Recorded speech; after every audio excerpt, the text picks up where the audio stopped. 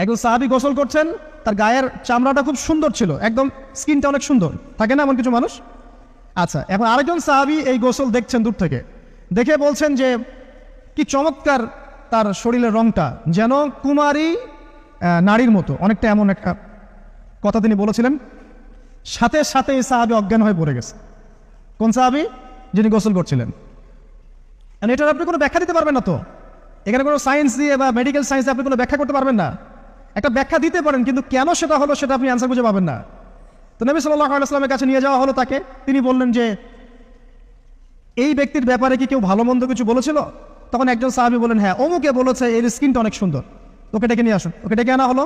ডেকে আনার পর নবীজি তাকে অনেক শাসালেন, তোমরা তোমাদের ভাইদেরকে কি মেরে ফেলতে চাও? তখন এই সাহাবী তো অবাক, আমি আবার কখন মারতে চাইলাম ইয়া রাসূলুল্লাহ? আমি তো মারতে চাই নাই, আমি তো খালি বলেছি যে তার গায়ের রংটা অনেক সুন্দর। তখন তিনি বললেন, কেন তুমি সুবহানাল্লাহ বললে না, কেন তুমি মাশাআল্লাহ বললে না? যখন মাশাআল্লাহ বলবেন, সুবহানাল্লাহ বলবেন, নজরটা লাগবে না। আর যখন আপনি মাশাআল্লাহ বলবেন না, সুবহানাল্লাহ বলবেন না, দেখবেন নজর লেগে গেছে। আপনি বিশ্বাস করেন ব্যবসা খুব ভালো চলছে, মানুষ বললো যে বাহ তোর তো ব্যবসা হেভি, লালে লাল শাহজালাল, ঠিক আছে, দেখবেন আপনার কেনা বেচা বন্ধ হয়ে গেছে।